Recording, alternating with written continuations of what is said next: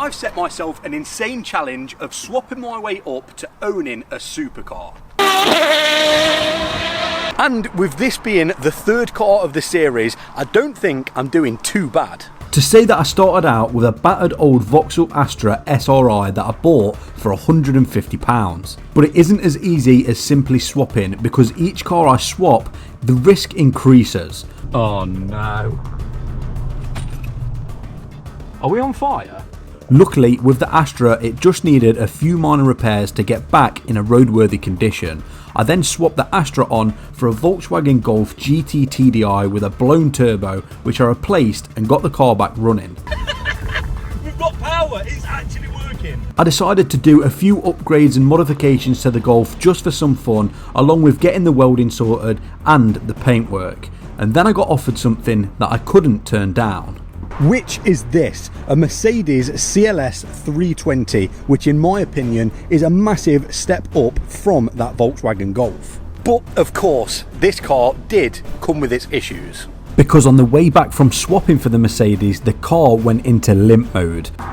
We've got our first problem, it's just got into limp mode and it literally won't go over like 40 mile an hour. It wouldn't accelerate, which means I had to pull over at the side of the road and try and diagnose the issue there and then. After gaining access to the OBD port, I realised that we had yet another boost problem on our hands. But for the time being, I had to clear the engine code, and luckily the car made it home in one piece. It also had a pretty annoying issue with the driver's side window, and also was well overdue a service. So I got stuck in with getting this CLS back to its former glory. I got the wheels refurbished by the wheelman, I gave it a well-deserved service, sorted out the problem with the window, and then managed to get to the bottom of the limp mode issue, which turned out to be a boost leak from a cracked intercooler. And that brings us to where we are now with a freshly serviced Mercedes CLS that is pretty much ready to be swapped. But there is still a few little bits that I want to get done on this car before I move it on to the next owner, just so it's that little bit nicer. The first of which are these headlights. As you can see, they've done what most headlights do, and that's gone this horrible yellow faded colour from the years that this car has been on the road. So let's start off by getting these taken care of, because I think once they're done, it's going to really bring this front end back to life and make it look that little bit more modern. So let's quickly go get these sorted and we can move on to the other bits that I want to get done. Now, I was going to take this to a detailer and someone that can do it professionally, but this channel is mostly about giving stuff a go yourself on the driveway. So, here's what we're working with. I've never used one of these before. I'll probably never use one of them again unless it's any good, but this is just a Holt's headlight restoration kit. It's got a drill attachment, hence why we've got the drill out, and of course I'm going to be masking off around the light. This is the bit that's gone obviously horrible and hazy. This bit actually isn't too bad, but I'm going to be doing the whole headlight while I'm here because it just, well, I might as well. I'm hoping this kit actually works. Like I say, I've never used one before, so let's just give it a go. So to start, I'm going to mask around the headlight just in case I do go over and touch the paint. And now I've actually read the instructions for once, and apparently we've got to work our way from 800 grit all the way to 3000 grit. Now I have got some water to do this at the same time, so it isn't too harsh on the light. I guess we're just going to give this a go and fingers crossed it works out. Yeah, let's do it.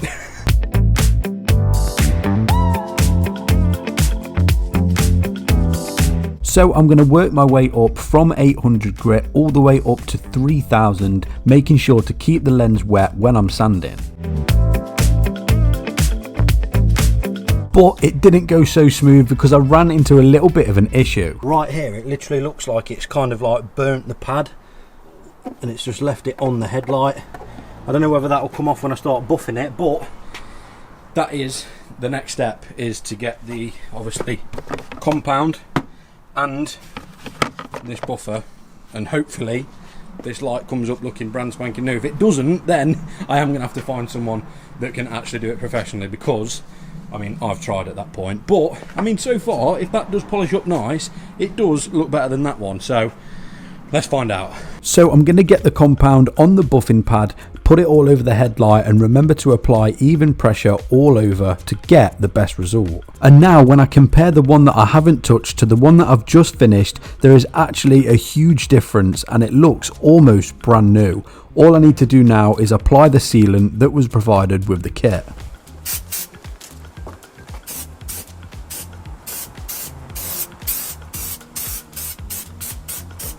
But before we carry on, would you believe me if I told you that over 90% of you watching this video are actually male? And then would you believe me if I told you that 85% of men suffer from hair loss?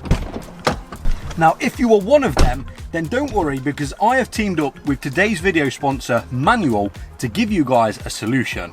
So let me tell you about Manual's hair loss plan. And honestly, it couldn't be easier. Head over to Manual's website and fill out the questionnaire about your medical history. This information then goes to a specialist clinician who will issue you your online prescription. And then your specialist treatment will be delivered the very next day with full instructions on how to use it.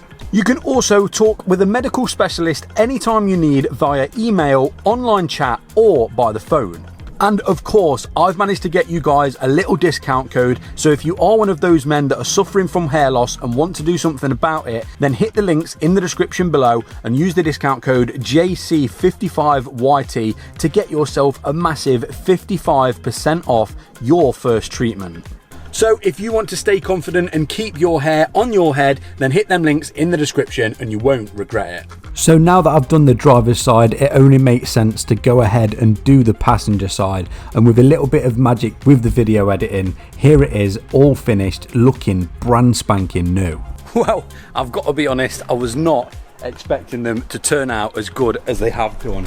They actually look pretty much brand new. There's no hazing on them whatsoever. I've sprayed the sealant on so they shouldn't haze in the near future, and I also managed to get that little bit of red that had burnt through onto the lens off, and they are looking brilliant. That has really brought the front end back to life, and I just think it looks way better. And the next issue that we've had since picking this car up has been the alignment. This car is way out of line for a reason, I'm not sure, but I'm guessing, judging by the alloys, it's probably hit a few curbs. As you can see, when driving in a straight line, the wheel is just down to the right. So we definitely are going to need an alignment, and I know the one place to go get it done. And that place, of course, is ETS. So the lads down here at Eden Tyres are going to waste no time and get the Mercedes straight into the unit and straight onto the alignment ramp.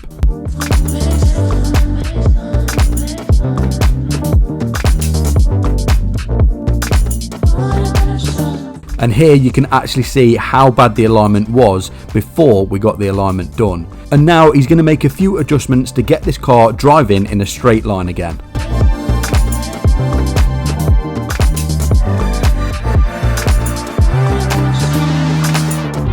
And there we go, one alignment all done. A massive thank you once again to Eden Tyre Servicing for sorting this out. This should now drive way better.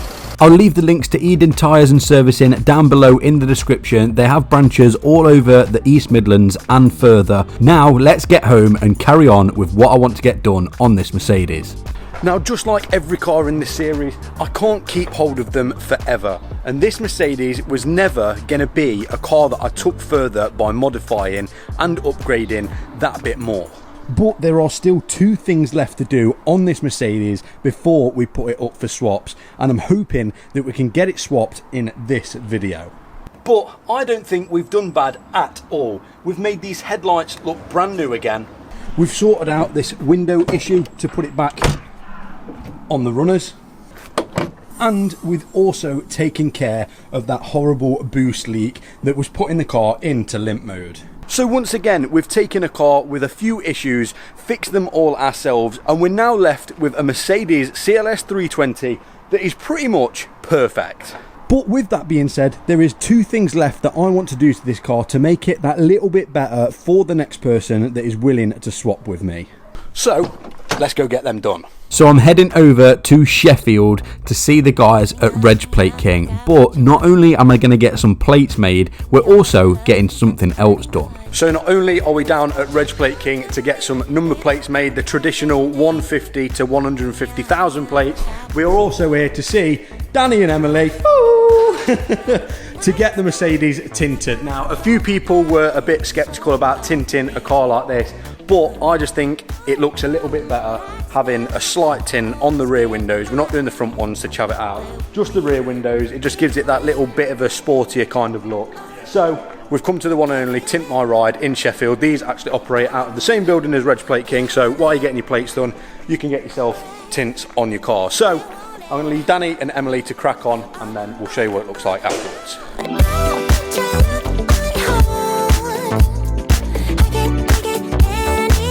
And of course, like most things, this wasn't just as simple as tinting the windows. They had to take the whole rear interior out just to be able to tuck the tint down the back window. So this was way more work than we first imagined. So a huge thank you to Emily and Danny for getting this sorted.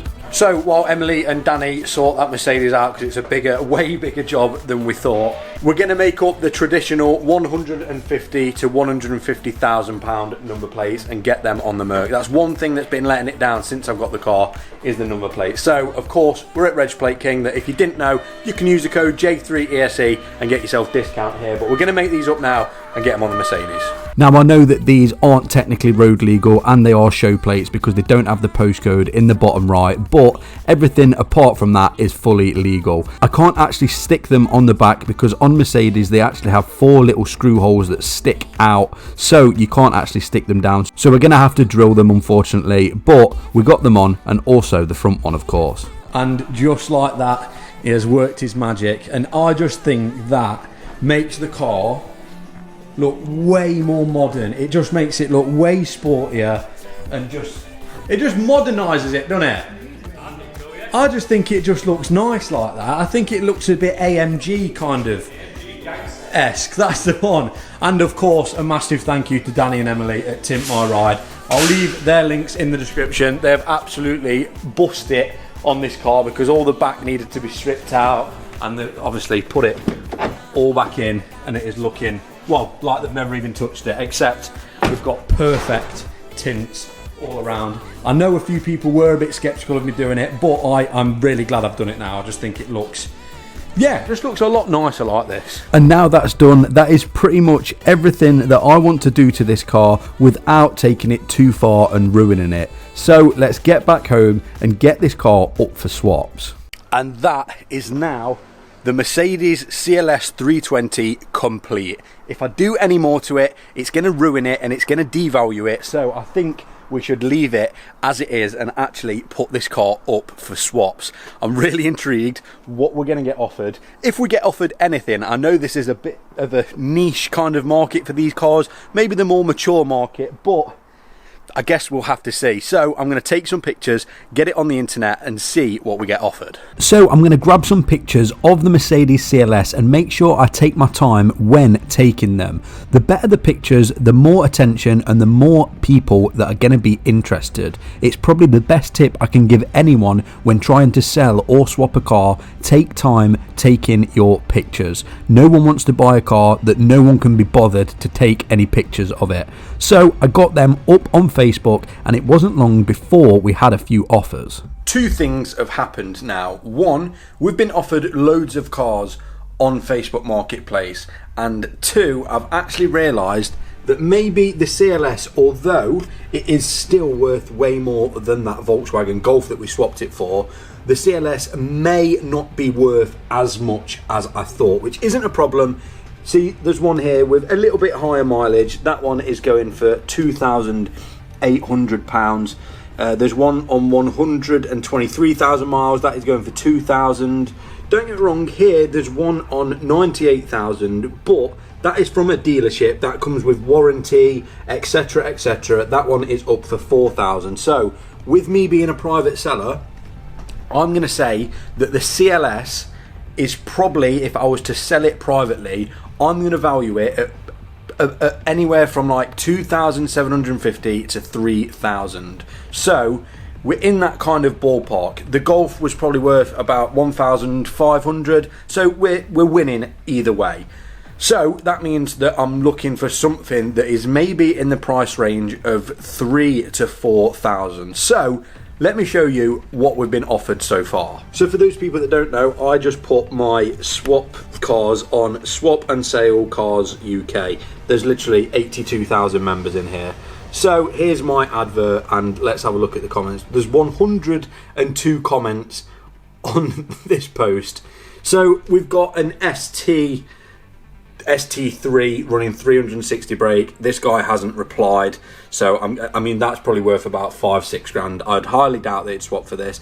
We've got here a Vauxhall Astra SRI 2009, a nice car. I'm not sure what they're worth, I'd have to have a look.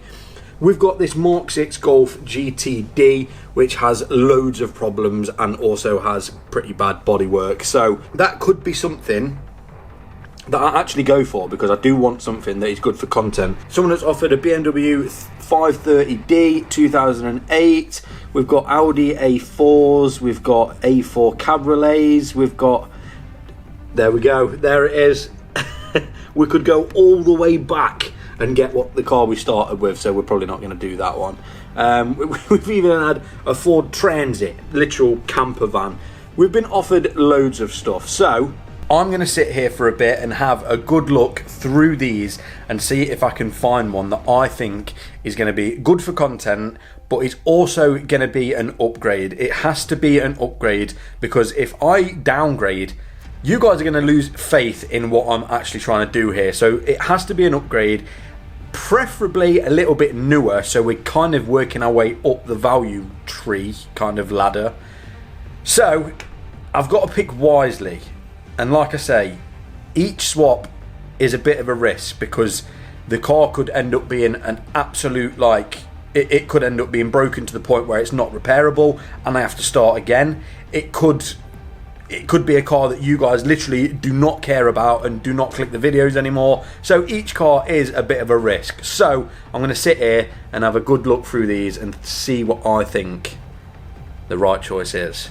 So after what felt like complete endless scrolling through Facebook trying to decide on what I think's best, I decided to put a post on my Instagram story asking you guys what you have for swaps. I then received a message from someone that you guys are definitely going to have seen before on YouTube. He's from Leicestershire, if that gives you any clues, and he offered me a car that I quite literally could not turn down, and he also told me that I could go swap right now. So I'm literally not wasting any time. We're jumping in the car now and we're going to swap the Mercedes CLS for a car that I think is a massive upgrade. I've been running around for the past half an hour getting the car cleaned and making it look the best it can. We're heading to Leicestershire to meet a familiar face. A lot of you may know this face. Let's head there now. And luckily for me, Leicestershire and where the guy was based was only 40 minutes away from where I live, so it didn't take us long to actually get there and see the new car for the first time. Oh my god, that's nice, isn't it? And that concludes the final drive in the Mercedes CLS320. This car has been an amazing upgrade from that Golf, but now let me introduce you to the next person who is willing to swap with me. So we have a familiar face here, Hello, Ethan. man. If you haven't seen him, then you're not involved with the automotive YouTube scene, because this guy is everywhere. I've had loads of Red Bull. So what I want to know is, obviously I haven't showed them what car you have swapped me for yet, but what I want to know is why do you want this car? Why do I want it? Well, I seen that you're doing your swap series, I am. and I thought I'm going to be kind and I'm going to upgrade you slightly and get you on your way. So you're going to get you on your way quicker. And this, it's just a big old bus, isn't it? It's an old man's car, it's isn't it? It's like Tupac vibes, isn't it? It is literally Mafia spec. Yeah, Mafia That's what I spec. call it, Mafia. I seen it. You sent me the red leather. I was like, yeah, sold. Sold. You just need a cigar now. Yeah, that's all I need. No, So literally, he is doing this for the sole reason of helping me out. And like I say, this is pretty much as good as it can be, and as good as it will pretty much ever it looks be. fresh, doesn't it? It's all right, mate. It's not a bad car, and the car is, well, swapped with me now. Is a bit more my spec, a little bit more. I wouldn't say chavvy, because it's still not a chavvy car. It's like baller elegance. Yes. Yeah, it's like a bit of shit, but then polished, isn't it? A polished It's turd. a polished turd. No, mate, I think that's You sweet. reckon? Yeah, I like it. I like it. Right, okay, without further ado, should we show him the new one? Shall we? Let's show him the new one.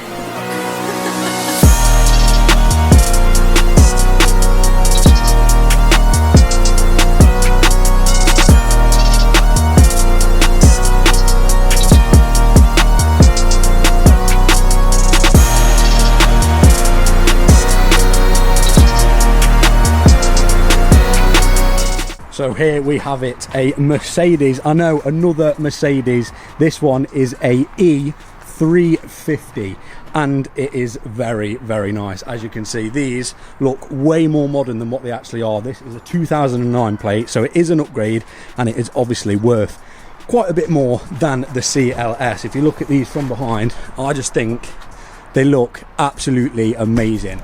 Don't get me wrong, there's a couple of little niggly bits and some issues that we're going to have to try and figure out on this, but as a trade goes, I think this is a great step in the right direction. The paintwork, yeah, very, very nice. We have, well, two doors, only two doors on this one, full black leather interior, and this one actually has a flat bottom steering wheel. We'll get into the issues when we get home. For now, I just want to get it home, if it gets home, which it should do. But this, oh my god, honestly, if someone had told me I'd be driving this from working up from a £150 Astra, then I'd have called you stupid, but it's working out so far. So, well, I think without further ado, we should jump in, take it home, and then we'll have a proper good look, well, at my new Mercedes E350. Well, I just want to say a massive thank you to Ethan from Stealth Movements. I'm going to shout out his business, Stealth Movements. If you need any transport doing for your vehicles, I'll leave his link in the description. What an absolute legend for swapping this with me. Don't get me wrong, this does come with its issues, but that's what I wanted. I didn't want a perfect car. There's no content in a perfect car, and Ethan said, look, there's a few issues with this thing. I'm not fully 100% sure what they could be. Maybe something DPF related, I'm not sure. If you want to swap, it's there for you. If not, happy days. And I thought, do you know what? It's a nice upgrade and it gives me content of trying to fix it. It is currently in limp mode, which gives you a clue as to what the issue might be. But wow, this interior, flat bottom steering wheel, we've got flappy paddle gearbox, we've got a screen, we've got a Bluetooth, automatic. This is a massive upgrade. So yeah, big shout out to Ethan. Let's get it home, let's hopefully make sure it gets home, which I think it should, but yeah, what an upgrade, man, what an upgrade. And Ethan is a proper sound guy, so yeah, check him out in the description below. I'm going to enjoy this drive home.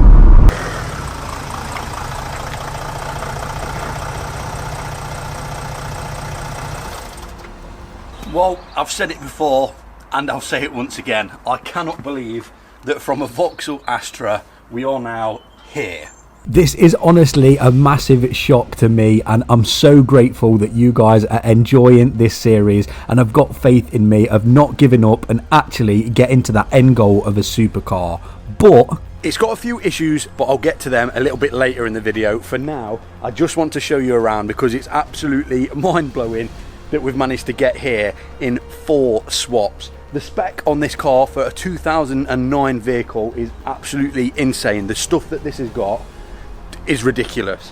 So I guess I better show you around. So this doesn't actually make sense in my head, from sorting that Astra out to having this on the driveway. I think this car literally has not aged one bit. If this came out of the factory at Mercedes tomorrow, you'd be fine with it. Like, it looks almost brand new. We've got xenon headlights and obviously LED fog lights / daytime running lights. Yeah, xenons all the way around. I'm not sure if this is standard on the car or if it's been added, but it is obviously got the blacked out grille. Don't get me wrong, we need to take the car for a wash. We'll get that done later. We'll get into the engine very shortly, but we've got these, I don't know if they are AMG wheels. It looks like they actually are AMG wheels in black. White on black, I don't think looks too bad. I'm not a massive fan of black wheels, but it is what it is. They're actually not too bad. We'll get onto the interior in a minute because that is a place to be. We've got indicators in the wing mirrors. They also fold, which is nice. I think Yeah, this has been wrapped. The roof's wrapped. That's not actually like OEM black. We've got tints on the back window. I think that's OEM too. And then from the back, I think this car just looks even better. That is such a nice looking car. I'm not sure if this AMG badge is standard. I'm pretty sure someone's added that on, so that one's coming off. But we've got blacked out badges. I'm not sure. I think they're wrapped as well. So someone has done like a kind of black pack thing on this car. We've got AMG tips on here. Again, I'm not sure if they're standard. Actually, they look like they've been painted. I don't know what is going on there. Yeah, someone's painted the exhaust tips. Wow, I've never seen that before. But yeah, we've got LED rear lights as well. It looks absolutely amazing at night. We've got LED number plate lights as well, which it's literally got everything. But let me show you the interior. Wow, I'm well impressed with this. So on the door, we've obviously got windows front and back, which I'll show you what actually that does in a minute. We've got memory seats, 1, 2, 3. You can set your memory and all the seats are adjustable with the door. Yeah, how good is that? So if me or Georgia wants to drive it, I can press 1 for my setting and she can just jump in and press 2 for her setting. This, I could not actually tell you what that is. I do not know. If someone knows in the comments, then let me know what that does. I'm not sure whether it's the bolster. I do not know. Full black leather interior. We've got AMG carpets. I'm not sure if this is like an AMG line and maybe the AMG badges and wheels and everything came on it. I'm not too sure, but we've even got a flat bottom steering wheel. These are them really thick, nice to hold wheels. Like, oh, it's just nice. I think I'm becoming a fan of German. I cannot lie. They're just nice to be in, and you can just use them all year round. I love my Civic, but I can only use it when I want to absolutely kick its head in, and this you can just jump in and it's nice. Anyway, we've got auto headlights, of course, pretty much half digital dash. The rest of it is analog, but we've got a half digital dash. We've got Bluetooth on here as well. When it does, there we go. That is a full working Bluetooth. You play your music, answer phone calls, etc, etc. In here, we've got a little compartment to put your bits and bobs. Like, it has got everything. Heated seats. It's got sport mode. I've just realised it's got a sport button. What that does, I don't know. That'll be something to actually find out. Look at that, right? Look at this. Are you ready? So, if you put the key in, ready to drive, check this out. Oh, it gives me my seatbelt, boys and girls. What? Thank you, mate. It gives you your seatbelt, passenger side as well. It literally hands you your seatbelt so you cannot forget. I mean, look at it. It's right there. It's saying, put your seatbelt on, mate. You might crash and hurt yourself. What more do you want in a car? What else have we got? What else have we actually got? In fact, while we're here, check this out. If I put this window down and I put the back window down, have a look at this. Look how good that looks with both the windows down. No pillar whatsoever. Absolute gangster. Honestly, I am kind of lost for words with how much this has got. Obviously, it's got AC. That isn't the only bit. If we put the ignition on and put the car into reverse, we actually, oh my god, I've just noticed something. Let me show you this. I've just noticed something that is mental. We've got a reverse camera. We've actually got a reverse camera. I've never had a reverse camera on a car in my life, but one thing I've just noticed, if I put it back in park, I put it in reverse, yeah, look, the mirror adjusts itself so you can see curbs and stuff. Oh my god, I did not realise that it did that. Another thing that I noticed it was doing last night, when I was on the motorway, the mirrors actually dim themselves when someone's headlights are shining onto the wing mirrors. I have never ever heard of that. So if a car is behind you with really bright lights, the mirror dims itself so it doesn't blind the driver. This mirror does it as well. I know for you German guys, this is probably like normal. This is history. This has been going on for years. But for me, I've never ever had anything like this before. This is a pretty luxury to me, I can tell you that for free. So the car gives you your seatbelt, it shows you where you want to reverse. We've got pillarless windows, a black roof headlining. I am well impressed with this, well impressed. From a Vauxhall Astra, I keep saying it, from a Vauxhall Astra that was going to the scrapyard. Mental. I'd hate to actually think how much this car costs back in 2009 for someone that was willing to bring it brand new off the forecourt from Mercedes. I'll have to do some research and actually find out, but this is top spec. But before we jump into what is exactly wrong with this car and trying to diagnose it, this car is way overdue a wash. So I'm just going to nip to my local car wash and give it a good old clean.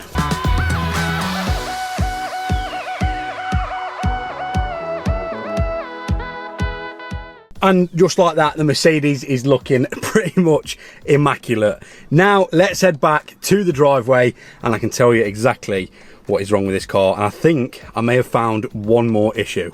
Now, of course, this wouldn't have been a fair swap if this Mercedes E-Class 350 was absolutely perfect. The way these swaps work is when there's something actually wrong with the car that's worth more value. So we're going to start off with this engine light. I'm going to plug in the diagnostic tool and run it through the scan in case there's anything serious.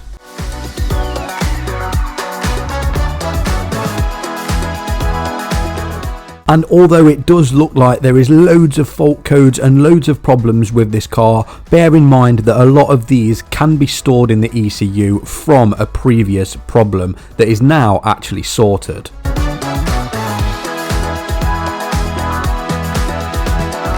And here we can actually see how many control modules and how many faults there is stored on this car. I'm not going to worry too much because these could be stored from previous faults, so I think the best thing to do right now is clear them, rescan the car and see what actually comes back.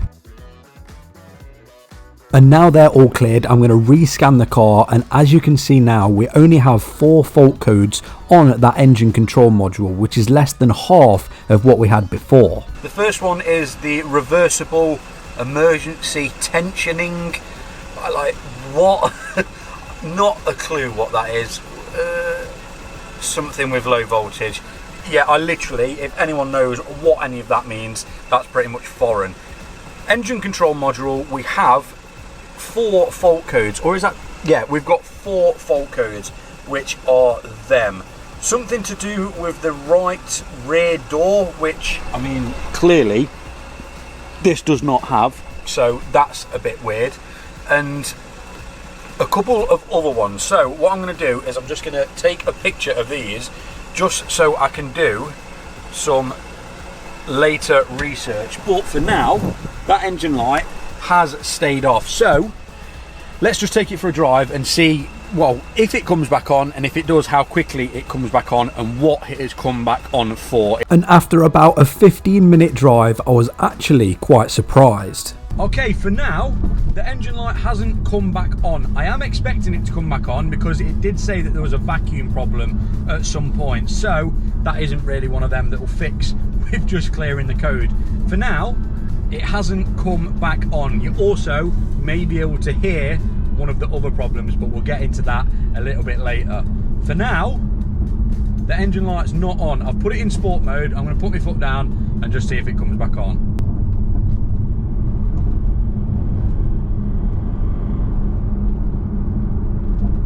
Okay. So I've just literally put my foot flat and there didn't seem to be any power whatsoever, but there's no engine light, which is weird. Let me actually just knock it into manual mode, and we use the flappy paddles here. We'll go down to, let's go to second, foot flat. Yeah, there's no power whatsoever. I'll put it in manual mode again and just make sure. We'll drop it down to second again, foot flat. Yeah, it's pretty much just all engine and kind of no turbo, so I definitely think we've got a vacuum kind of problem on our hands. Right, okay, that gives us something to dive deep and have a look at and try and figure out. I don't mind that. That is what this is about, is trying to figure out issues by myself.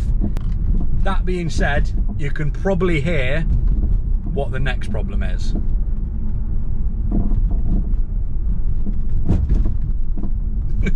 I can't really tell if it's the driver or passenger side, but somewhere we have got a knock and bang coming from the front end. I can't tell if it's a drop link, I can't tell if it's a suspension bush. Until we actually get the car jacked up and have a good look, I'm not gonna know. Well, I don't know if it's good or bad news, but that engine light actually hasn't come back on. So we're kind of going to be having to go in this a bit blind and try and find out what is actually going on. But it stayed off, so we're going to have to figure that out, of course, in the next video. I am going to be doing a few bits to this car because I think it will suit a few modifications to make it that little bit better. But for now, you might be wondering what engine this is. This, once again, is a 3-litre diesel V6. I think it's pretty much the same engine as the CLS, which so far I think is a very, very good engine. Now luckily with this engine, Ethan has done a full service on it, so that is something that we don't need to do and has already been taken care of. And somewhere amongst all this mess there is going to be some sort of issue as to why this engine isn't boosting and performing as it should. But I mean, although it does look a mess, and it is a mess, if you break it down bit by bit, I mean, the thermostat is quite literally right here, so that is not a major issue if that ever needed changing. Obviously, the turbo is right there, that's not doing as it should, so maybe it's something around there that needs replacing. These do have a DPF, which this, I believe, is the DPF sensor or something or other. That is another culprit on these engines, and pretty much any cars, DPFs are just a big problem in general. But just having a quick look, I can't really see anything loose or anything unplugged. I mean, there's a bit of this wire's a little bit frayed, but I think the wires are actually intact. This one may be a bit of a struggle to try and find out what is actually wrong. We are also missing the engine cover, which is something we're going to have to find at a later date. I do want to find one of them and at least make this car kind of back to how it should be. But for now, yeah, it's a 3-litre diesel V6 engine with 228 horsepower, which isn't to be shied away from. This is obviously a diesel as well, so it does come with a lot of torque. So for now, we've got a car with a few issues, some we know about and some we are completely in the dark. But if you guys think that this was a massive step up from the CLS and it is a great step in the right direction, then make sure to leave your comments down below, drop a like on the video, and that's all we've got time for today. So I will see you in the next one. Thanks so much for watching. Peace. You wear a hat they call dad. Me, I'm the dad in the hat. You just like clubbing and clothes. Me, I like afternoon naps. 3, I be missed for the road. My oldest like counting racks. My middle one, she's in a dirt bike. My youngest is just like a mama.